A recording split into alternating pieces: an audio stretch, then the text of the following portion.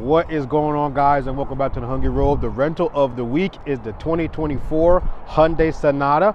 This is sort of a facelifted version of the last year. When I first got to the rental car lot, I was like, this looks like a 2025 or something, but it was really a 2023 that I had rented last time. You can click around here somewhere and see that video. It was a nice one. But they've changed a lot with this car. It kind of matches Hyundai's new sort of design language, and I'm considering it more of a digital sort of design language. I say digital because a lot of pixels and stuff and straight lines, and we'll touch on some of those things as we walk around the car. But it is pretty much the same chassis. There is a new engine this year. The front, obviously the front clip's different, the rear clip's different, the wheels are different, but the silhouette is pretty much exactly the same. And you can kind of tell because of the chrome around the window, and that kind of gives it away. Don't worry about it. But yes, so we're going to walk through a few of the features here. I'm going to tell you what changed, what didn't change. I mean, pretty much everything changed. There's not much that didn't change, but that's the point of a facelift, you know? They're not calling it all new Sonata, or maybe they are, I don't see it, but on their website, it ain't say all new. Usually when, you know, they have an all new version or something, they say all new. No, this is a facelift. So yeah, let's get into it.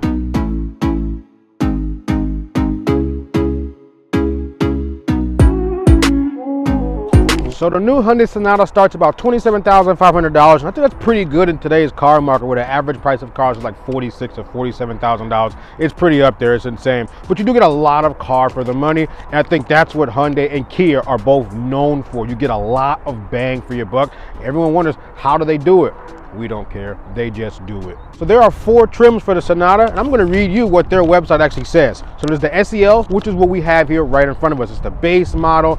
It is the balanced trim with plenty of must-have features. All right, fine. Then there's the N-Line, and most people know that the N-Line is gonna be more of the sportier version of anything that has the N-Line on it. It's like Nissan's Nismo package or Audi's S package, you know, that kind of thing. And they describe it as the sporty trim with race-inspired style. Now, come on, you're gonna put a race-inspired style on a Hyundai Sonata? Anyway, let's move on. Then there's the hybrid. Yes, you can get a hybrid version of this car. It's a little extra. Those start about $30,800, and the SEL hybrid, self-explanatory. It's SEL with a hybrid engine. All right, cool. You get a lot more miles per gallon. That could be the way I would go if I got one of these. I'm not looking for sportiness if I'm buying a Sonata. I want A to B, practicality, and good gas mileage, right? And lastly, the limited hybrid.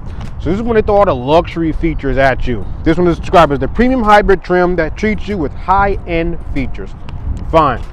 We're not gonna talk about any of those other trims because we have the SEL right here. And, you know, it's cool, but there's a lot in there. So you can get your Sonata in one of 6 free colors, and they're gonna charge you extra for one particular color. It's the same situation as last year. I made a really big deal about it. I'm gonna do it again this year. So your 6 free colors are gonna be Aero Silver, Onyx Black, Ultimate Red, Portofino Gray, which is what we have here, Carbon Blue, and then Transmission Blue. So I'm assuming like a deep blue and a bright blue. And $470, up from $400 last year, is Serenity White. Why? What is so special about the white that it's an extra $470? And white's kind of basic. I mean, granted, white will show the lines of the car probably the best, because white is like the absence of color. It depends on how you paint. Don't worry about it. It's too much science and stuff. But yes, extra $470 for white. Maybe it's got some rainbow flake and stuff in it. Who knows? All right, let's go into the hood for a second. So this car is powered by a 2.5 liter 4-cylinder engine, makes about 191 horsepower. I'm assuming about 170 foot-pounds of torque. Nothing crazy, but it all goes to the front wheels unless you pay the additional $1,500 to get the all-wheel drive. I think that's absolutely unnecessary, absolute necessity to get the all-wheel drive. I mean, we're in Michigan right now. Winters be bad. All-wheel drive is just better, you know? That's why like Audi and Mercedes stick with their 4MATIC systems or their Quattro system, because all-wheel drive usually is just better. But there's not much more to look at under the hood. I don't think there was a turbo version offered or anything like that this year. Oh, the N-Line. The N-Line has a turbo version, 2.5 liter turbo. I don't know what it makes, but we want to talk about that one. And of course, the hybrid. There is room, all kinds of room back there for the hybrid electric system. But nothing crazy. Let's move on. All right, let's discuss the front end here of the Hyundai Sonata. It's very different from last year. Remember how big the grille was last year? They really took my advice and turned it down. I like that. So we have a lot more straight lines here instead of like a bunch of stuff going on. But this is the most giant Flavor Flav sized logo I've ever seen on a car. Clearly it's a Hyundai, and they carry that badge, wear it with pride. No big deal. But you're noticing the stripe that goes along the side. So this is kind of like your running light and your turn signals. It should go all the way across. That would be sick, but it doesn't for some reason. It kind of starts around the edge and then kind of fades in. I can show you a clip of that or whatever. Also your turn signals. So let me go ahead and turn the flashers on for you. And you can kind of see. So you have the flasher comes on. Nice big sharp LED, then it kind of fades in right there. Then it stops. There's no more light right here. I guess they just put this here just to make it look continuous or whatever. There's some word I can't think of right now, but to make it look complete. Anyway, below that, here's sort of your grill right here. Nothing crazy. Nice black plastic piece. Nothing crazy. Your parking sensors are up here. Your adaptive cruise control radar is right down here. We got some subtle use of chrome, which I do like because it helps break up the paint colors a little bit. And we got some sharpness. I'm going to talk to on this side over here. So we got big sort of chrome pieces here, and it kind of goes down and slides off to the other side over there. You do have your headlights are right here and your high beams, and you're wondering what this thing is down here. So this is like the side marker. So if you notice, you can't see over here, but there's no orange side marker on this side of the car like it's supposed to have in American homologation. You're supposed to have some sort of light on the side to let people know you're there or whatever. So instead, they put it into the light cluster down here at the bottom. So it's just a nice little yellow light that's just illuminated, and that's it. But the front end's pretty cool. I like it a lot better than the one from last year, but they kind of went crazy with this side blade and, you know, weave and stuff, but they wanted to make it more exciting, so I respect it. All right, guys, let's discuss the rear end here of the 2024 Hyundai Sonata. It's fine. There's a lot of interesting things I want to point out here. But first, you have your really cool like running light and your turn signal right here, all LED, of course. And this is kind of where like you get that digital theme that I was talking about, harping back to the Ioniq 5, Ioniq 6. Not back because it was present cars. Anyway, all these little blocks. It just makes me feel like they're pixels or it's digital, like a video gaming kind of thing here. I love this little turn signal. It's really cool. The whole thing lights up at once, and it leads into the running light, which goes all the way across the rear. Now, why couldn't the running light in the front do that same thing? I don't understand. Unless it does, I don't think so though. Anyway, yeah, so we have a weird thing here. This is all encased in glass, which is very strange, but I think this could be like, hear me out, the arcade games. There was always a plate of glass, then there was the stuff underneath the glass. So you couldn't like touch it, but it preserves it. I don't know. But yes, the logo's right here. Reverse lights, this little guy right there, nothing crazy. We have the Sonata logo right there across the bottom. I don't see any trim levels here, so it kind of cleans up the back end just a little bit. And we have the license plate nice and low like I like it, which allows the back end to do whatever it wants to. But we still have these stupid airlets. So, just like last time, these are like winglets. So the pressure on either side of these winglets should be the same to keep the thing going straight, kind of like an airplane wing. There's pressure that makes the wing go up because it's high and low. Don't worry about it, you know what I'm talking about. But this was a dead giveaway of why this was a refresh, and it wasn't a complete new car. They wouldn't put these back on a new car. This is a refresh. They got parts left over. They said, let's keep using them. Fine. I think they should get rid of this and then put this on the end line because that adds a sportier factor and flavor to it. It's fine, whatever. But nice big swooping bumper right here. We have some color breakup right here. It's like an aluminum sort of a fill on like what looks like sort of an exhaust pipe thing, but it's a reflector down here. The exhaust pipe is completely hidden. Looks nice and clean. Nothing wrong with that at all. You don't really want dual exhaust and stuff harping out of a 191 horsepower 4-cylinder engine, but it's fine. But I do like the back end. It's a bit bold, playful, a little aggressive, but yeah, I mean, you know, it's not a boring Hyundai Sonata anymore. This thing is here to stay, and it came to play and make a statement. I'm with it. I'm with it. So let's discuss the styling here for a second. Look at it. I think it's a pretty bold, decent style here. I like the cuts though. So look, we have the hood. We discussed this already, but look at these sharp cuts here. It's kind of cool. The door comes down, comes out, goes out. That's really, really, really cool. Sorry, the car's a little dirty. It rained last night. There's no point washing it. We got this little thing here, completely fake, all plastic. I mean, whatever. It adds an element to the fender here, not just a plain fender, but no big deal. But look at this sharp line starting here and it goes all the way back. That is so cool. I like it. And there's a cut up here that goes all the way back that way. Then we have another one down here. Very, very cool. Very, very sleek. I like it. And back here, it's kind of hard to see doing the rear section, but look, all of this. Look at this. All this extra stuff they got going on here. It's completely fake, but it's fine. Adds a sportier element. But like I said, this should be on the end line along with those. But while we're here, let's discuss the key. So this is the key of the 2024 Hyundai Sonata. Looks very different from last year. It's pretty light, nothing crazy, but big silver thing. And you noticed one thing, if you turn it sideways, you have the Hyundai logo. Adorable. Lock, unlock, remote start, the horn. But like most of these cars, keep the key in your pocket and make sure the car is locked first. Sure is. Now it's locked. Walk up to the door. You see the button? You can't just pull the handle. You have to press the button. You hear the car unlock. Then you can pull the door open. And the same, close it. Press the button. It'll lock for you. And it's not a big horn beeping or anything like that. It's just a nice little beep, a subtle beep. I like that. Let me show you one other thing with the key. So I just discussed the key, right? Here's one cool thing. If I walk up to the back of the car will notice me. You hear the beeps? And the trunk will open for you by itself.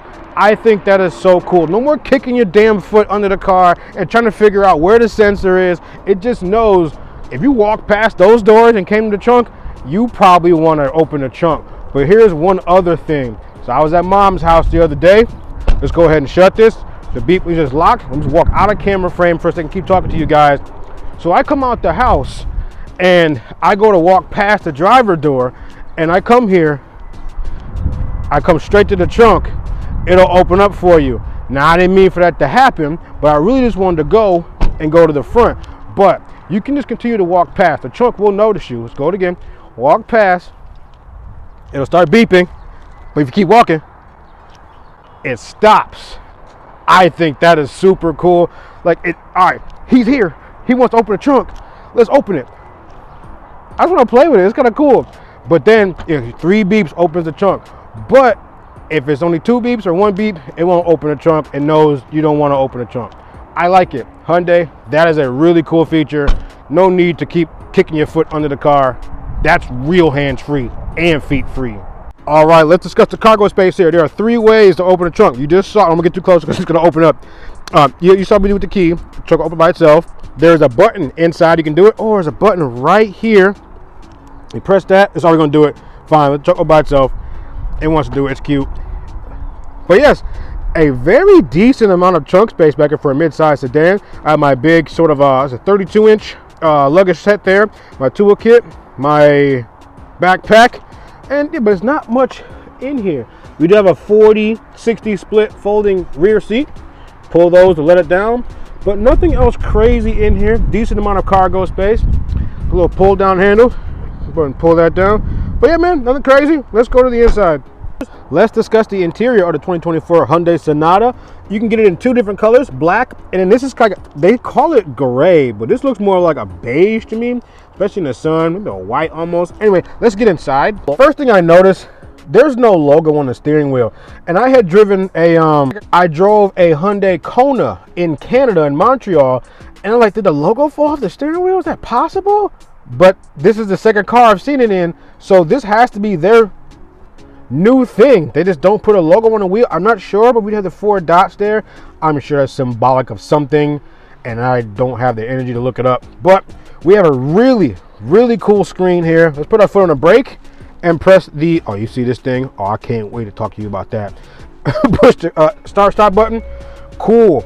12.3-inch screens that sweep across from the dashboard all the way over to your infotainment system. Go ahead and turn this off, the confirm thing. Cool. But it's a decent interior. I like the little chrome accents on the window switches.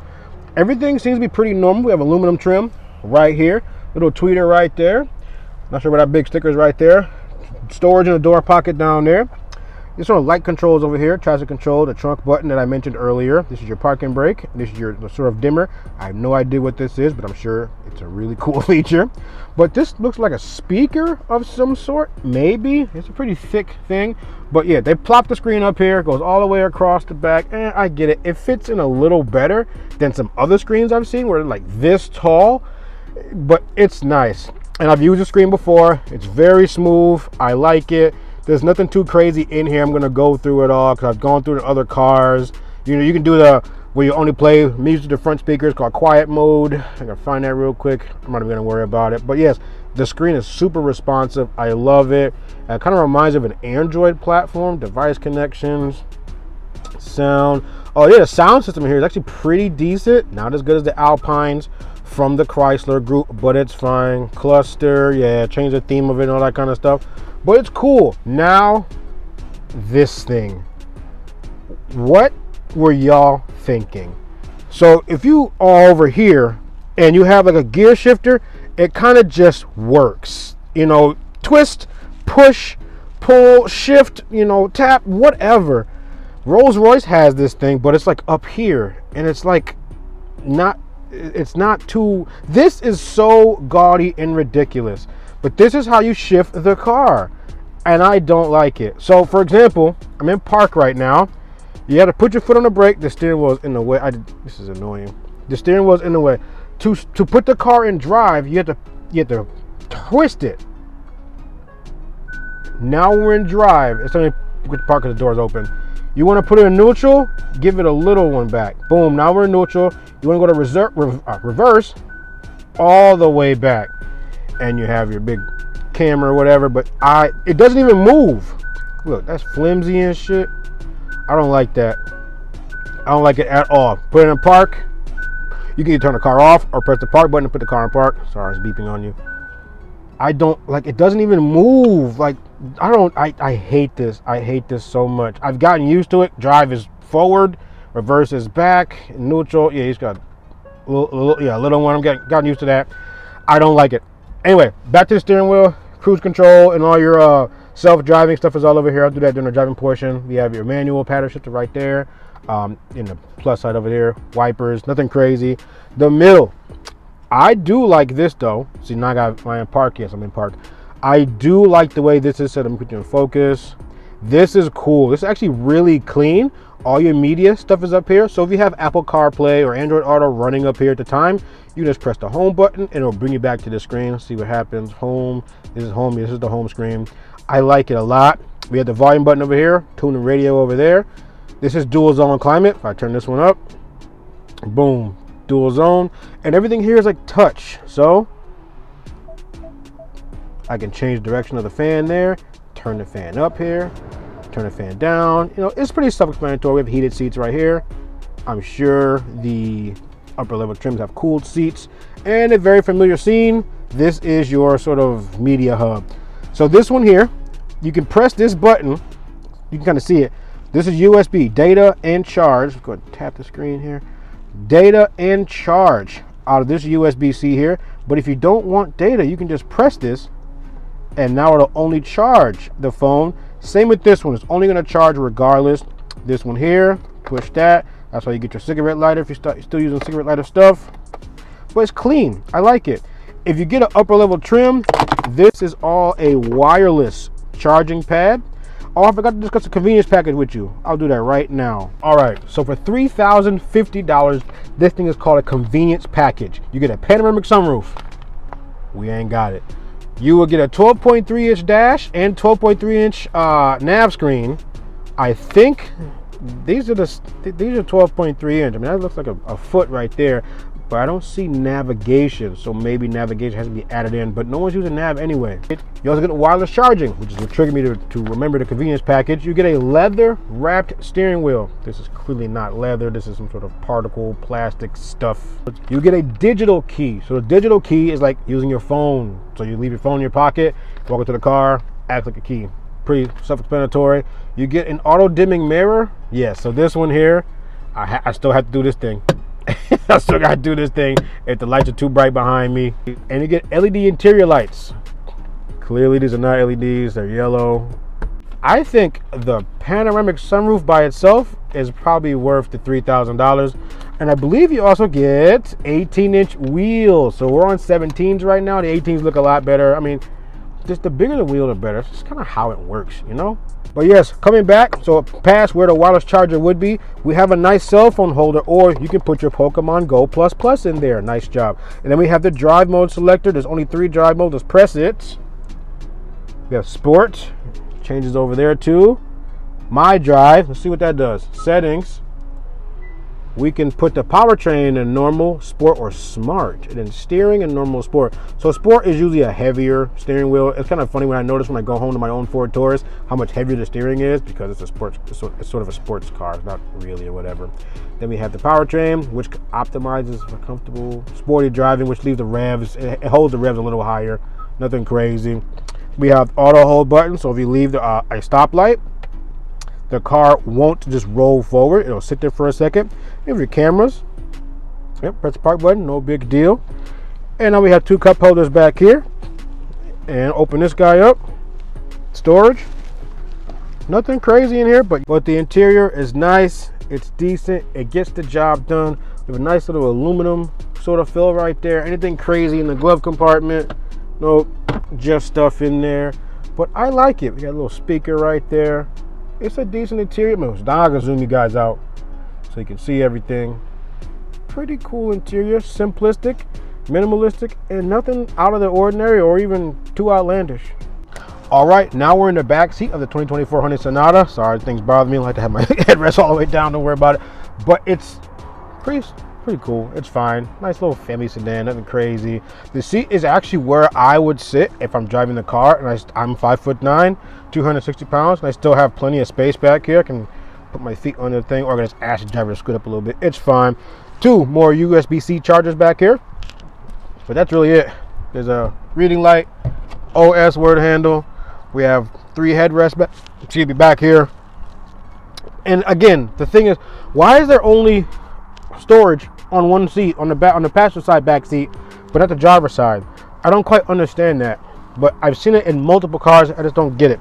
But I like the way the lighter tone of the interior goes with like the dark rubber or the dark plastic. It gives more of a two-tone vibe, even though the seats themselves aren't two-tone. And one last thing here, we do have a cup holders and an armrest right here in case you have no third passenger. I hope you don't not back here. 2 cup holders right here. That's it. Nothing crazy. And that concludes. Let's get this thing on the road. All right, guys, we are inside the 2024 Hyundai Sonata. Let's go ahead and put this thing in drive with this stupid shifter. It's just so gaudy. Like, can you have put the buttons here or here? Like, there's so much. You can put it right wide. What even is this? This is wasted space. You can just put it right here. Twist it. And now we're off. For first impressions, I like it. It's comfortable. It's decent. Steering wheel is decently thick. I like a thicker steering wheel. I have big hands, kind of thick hands. Hey, new Honda Accord. I'll get a hold of one of those. I like to test it out. But it's soft. That's one thing I definitely noticed. And the ride is soft. And I have the turn signal on right now. It's not too loud. I hate a loud turn signal.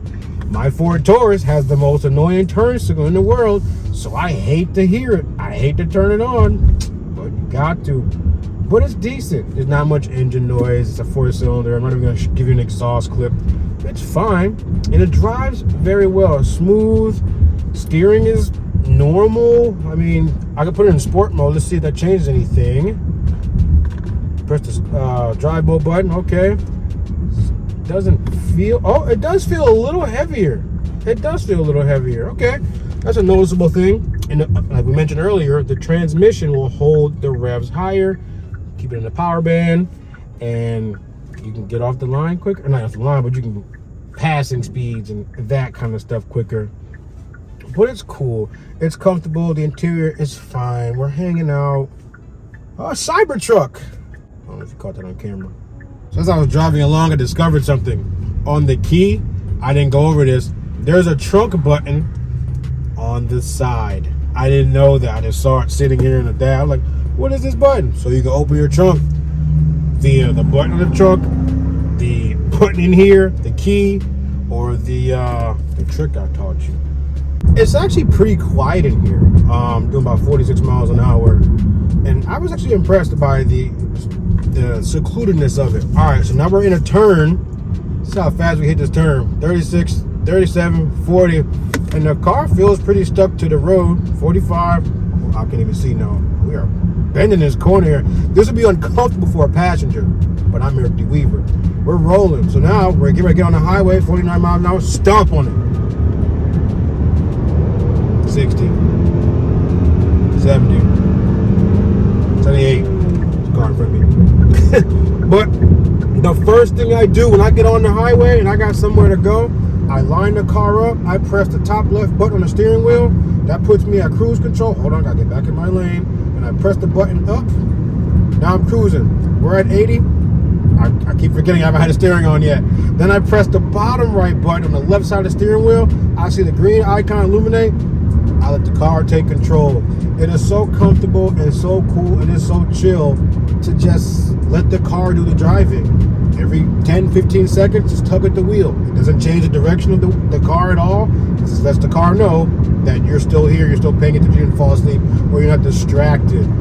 But it's so cool. So if you play with the screens here a little bit, you press the top right button on the, touch the wheel, top right button of the steering wheel, you have an image of your car, and then I just pull you down and show you. You have an image of your car right here. Then you have which looks supposed to look like a car in front of you. Then you have your distance set, that blue line. I can press this button, yank the wheel real quick. I can press this button right here. Distance 4, so it's going to slow down and put a bigger distance in between us. Distance 3, distance 2. So what that line shows that means we're at the distance, but I don't need to be this far back. Distance 1, and that's fine. The car will speed up. You see the car speeding up by itself. Still in drive, hanging out. Get the RPMs on the right side over there, and we're just chilling. Like, we're really just chilling right now. Car is steering itself. Like, this is one of my favorite features of the Hyundai and Kia lineup, is that this is standard. My foot is not on the gas, my hands are not on the wheel. We're chilling. You know, they say hands-free driving. This is it. We're hanging out. But this is an A to B car. You don't want anything flashy, and you have the self-driving that takes the irritation out of having to go somewhere. You know, if you buy a car that you really want to drive, you probably won't have self-driving on it because you enjoy the driving part of it. But a car like this is A to B. You're not looking for anything extra or anything fancy. You're just trying to get to where you gotta go. You don't want to stand out and, you know, whatever, you want to blend in and do. And the mundane task of literally putting your foot on the gas and the brake on the highway and steering the car is removed in this platform, and I like that. I think Kia Hyundai saw an opportunity to put that in there, and this would sway me from having to do. This would sway me. Sorry, someone looking at me in the car. This would sway me over to the Hyundai and Kia lineup because I don't know if Honda has this. I don't know if Toyota has this. I think they do. The Prius I just reviewed, I think, had it, but this is a great feature. I like this a lot. But now it's time for the outro. It was a good ride while it lasted. Well, that is my time with the 2024 Hyundai Sonata SEL. It is a lot of car for the money, and I really like it. Would I choose it over a Honda Accord or something like that? Well, I gotta test those out. I have no idea, but we all know Kia gives you a lot of bang for the buck. Alone, the self-driving is one of my favorite features of the Hyundai Kia line. Almost every car has it standard. A lot of other cars aren't doing that just yet, and it works really well. I do like the facelift. It works. I think I like the rear end of last generation's Hyundai Sonata, and I like this generation's front end because the last one was just too much grill. I see the grill in my nightmares, but it's a cool car. What else to say? It's soft. It's not necessarily quick, but it's point A to point B. This is, I want to fly under the radar. I just want a car. I want some features, you know. It works. It works for those who want it, and I'm a fan. I'm a big fan. So nice job, Hyundai, Kia. Remember, there's never an empty tank or empty stomach on this road. We are still marching toward 5,000 subscribers. Let's get there. I want to do a big giveaway for you guys. And yeah, smash the subscribe button, smash the like button, especially if you made it this far in the video. Browse the channel, check out my other content. Thanks, guys. I really appreciate you.